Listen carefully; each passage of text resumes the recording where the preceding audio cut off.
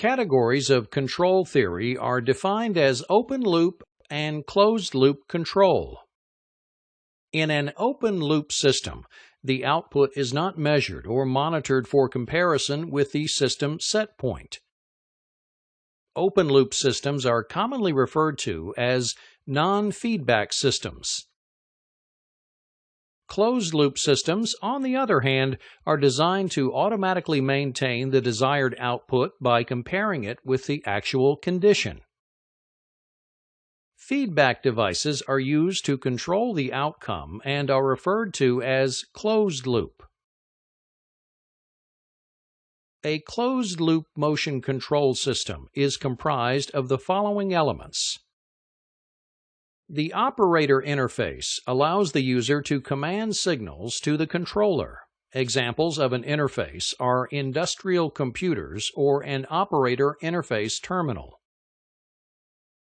The motion controller takes the user input from the operator interface and creates a motion profile for the actuator to follow.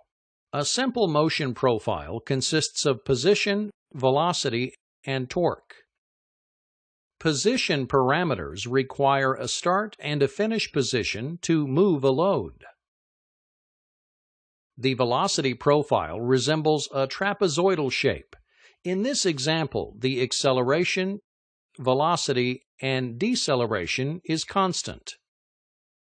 In the torque profile, acceleration is positive, constant, or negative to meet the target velocity defined by the motion profile.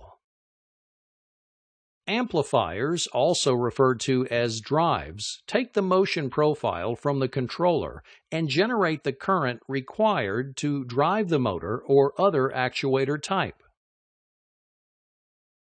The actuator is defined as a motor, cylinder, or other electromechanical device used to create motion. Linear actuators used in industrial applications convert rotary motion to linear motion by turning the actuator nut to move the screw in a straight line.